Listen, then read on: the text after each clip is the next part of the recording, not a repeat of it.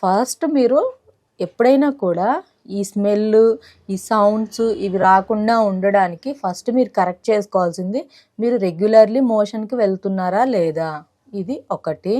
And water మీరు regularly ఎన్ని litres of water per day మీరు కన్జ్యూమ్ చేస్తున్నారు, రోజుకి లీటర్ తాగుతున్నారా 4 లీటర్లు తాగుతున్నారా అనేది మీరు ఒక 2-3 రోజులు మీరు అబ్జర్వ్ చేసుకోండి.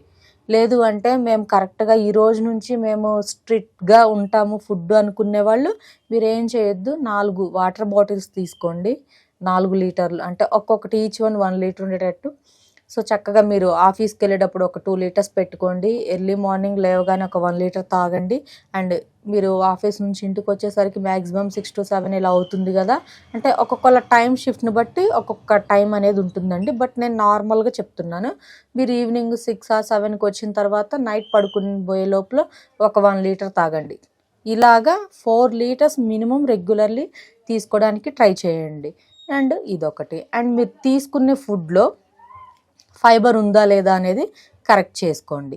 అంటే పీచు పదార్థము చక్కగా మనము అన్ని డీప్ ఫ్రైస్ కాకుండా నార్మల్ లైక్ చారు, రసము, నార్మల్ కర్రీస్ ఇలాంటివి తినడానికి ట్రై చేయండి, ఇదొకటి. అండ్ అవుట్ సైడ్ ఫుడ్ కొంచెం మానేయండి.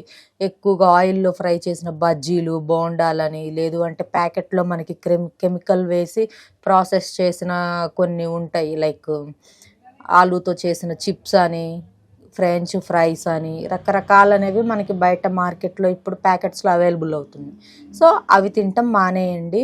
అండ్ దాంతోపాటు కొంతమంది ఎక్కువగా షుగర్ క్రేవింగ్ బాగుంటుంది, స్వీట్ క్రేవింగ్స్, బయట బాగా బేకరీస్లో, స్వీట్ షాప్స్లో స్వీట్స్ తినడం ఇలాంటివి చేస్తూ ఉంటారు. సో ఇవి కంట్రోల్ చేసుకోండి. ఇంకా లాస్ట్ బట్ నాట్ లీస్ట్ ఇదేంటి అంటే టీ, కాఫీలు. So I am also coffee lover, but కంట్రోల్లో ఉండడం మంచిది, నేను కంట్రోల్లోనే తాగుతాను.